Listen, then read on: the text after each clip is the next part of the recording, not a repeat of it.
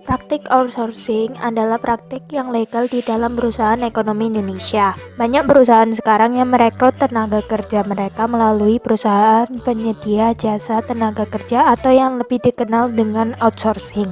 Sistem ini seringkali merugikan pekerja outsourcing di dalam praktik nakal yang sering terjadi di perusahaan. Pekerja outsourcing seringkali mendapatkan diskriminasi dibanding pekerja tetap perusahaan, yakni perbedaan upah, status pernikahan yang membatasi akses mendapatkan pekerjaan, serta hak berorganisasi. Hal ini berarti pengusaha atau pemilik perusahaan melanggar hak dan kewajiban oleh pekerjaannya yang melanggar atas pekerjaan dan penghidupan yang layak pada UUD pasal 27 ayat 2, juga pasal 28B ayat 2 tentang larangan diskriminasi, pasal 28E ayat 3 tentang kebebasan berserikat, dan pasal 28I ayat 2 tentang mendapatkan imbalan dan upah yang layak. Hal ini juga melanggar UU Ketenagakerjaan pasal 6 nomor 13 tahun 2003 tentang kesempatan kerja yang sama tanpa diskriminasi.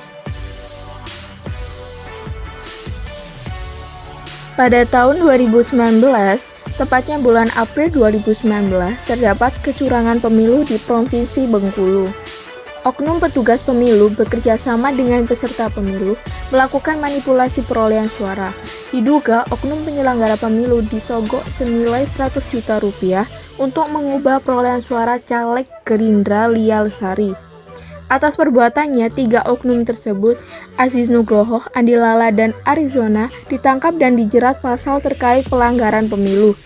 Dengan memanipulasi suara secara tidak langsung, dapat merugikan warga yang memilih atas keyakinannya sendiri, di mana seharusnya caleg yang dipilih menang harus kalah karena voting yang dimanipulasi oleh oknum. Hal ini berarti oknum tersebut melanggar hak dan kewajiban warga negara atas warga negara yang berhak mendapatkan kebebasan untuk memilih dan mempunyai keyakinan politiknya pada pasal 23 ayat 1 Undang-Undang Nomor 39 Tahun 1999 dan juga melanggar pasal 28E ayat 3 tentang kebebasan melaksanakan hak dan kewajiban warga negara di bidang politik.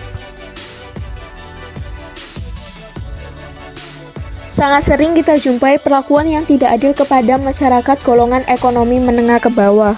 Salah satu contohnya adalah di mana ada seorang pelajar berusia 15 tahun dari Sulawesi Tengah yang mencuri sandal jepit butut milik seorang anggota Brimob dan dihukum selama 5 tahun penjara.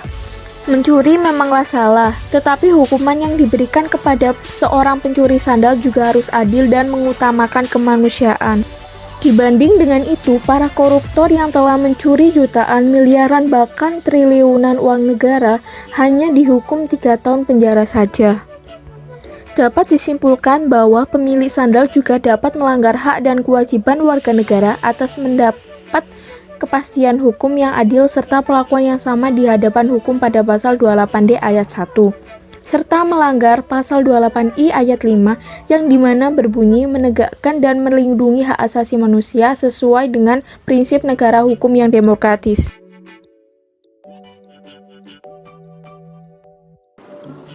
Berikut adalah contoh pelanggaran hak dan kewajiban dalam bidang sosial budaya. Masalah intoleransi kembali terjadi di Kabupaten Bantul di Yogyakarta. Utik Suprapti, umur 57 tahun, perempuan beragama Hindu itu mendapat penolakan ketika menggelar upacara odalan di rumahnya di Desa Mangir Lor, RT 2, Sendangsari, Pajangan, Bantul. Penolakan ini terjadi akibat terdapat salah satu warga yang tidak menyukai keberadaan Utik Suprapti untuk menggelar upacara odalan di rumahnya dan memprovokasi seluruh warga di kampungnya untuk menolak upacara agamanya tersebut. Hal ini berarti warga desa Mangir Lor RT 2 melanggar hak dan kewajiban menghormati kebudayaan dalam beragama pasal 28I ayat 3 dan hak beragama pasal 28I ayat 1 dan hak bebas dari perlakuan diskriminatif pasal 28I ayat 2.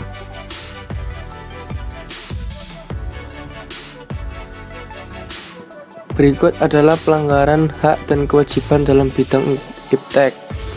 Pembatasan dan perlambatan akses internet yang dilakukan pemerintah di Papua Agustus 2019 berdampak terhadap akses masyarakat terhadap informasi, terutama yang beredar melalui media daring. Kebijakan itu mendapat sorotan dari kalangan masyarakat sipil karena dinilai bertentangan dengan peraturan perundang-undangan yang berlaku. Pemutusan akses internet ini menyebabkan sedikitnya 29 kota atau kabupaten di Papua dan Papua Barat tidak bisa mengakses layanan data. Hal ini berarti pemerintah telah melanggar hak dan kewajiban pasal 8F. Setiap orang berhak untuk memperoleh informasi dan perkembangan pribadi dan lingkungan sosialnya.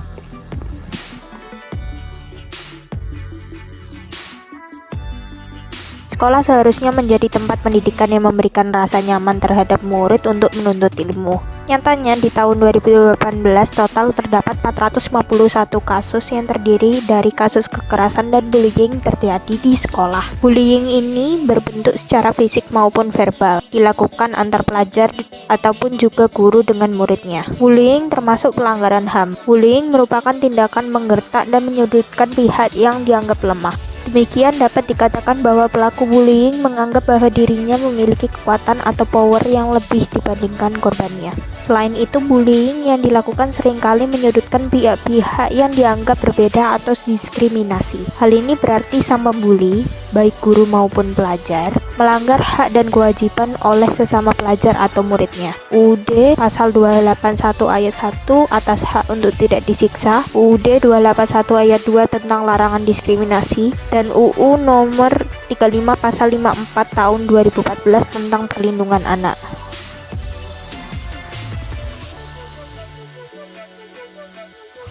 Polisi adalah suatu peranata umum sipil yang menjaga ketertiban, keamanan, dan penegakan hukum di seluruh wilayah negara. Namun, Komisi untuk Orang Hilang dan Korban Tindak Kekerasan atau biasa disebut Kontras mencatat bahwa ada 643 peristiwa kekerasan yang diduga melibatkan anggota kepolisian Republik Indonesia sejak Juni 2018 hingga Mei 2019. Hal ini tentu menjadi suatu penyalahgunaan kewenangan diskresi yang tidak bisa dibiarkan.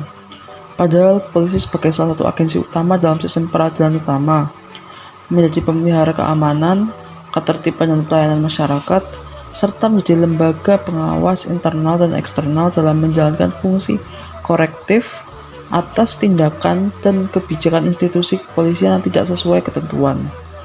Hal ini berarti pihak kepolisian telah melanggar hak dan kewajiban yang seharusnya didapatkan oleh rakyat sesuai dengan UUD NRI 1945 pasal 30 ayat 4 tentang pertahanan dan keamanan.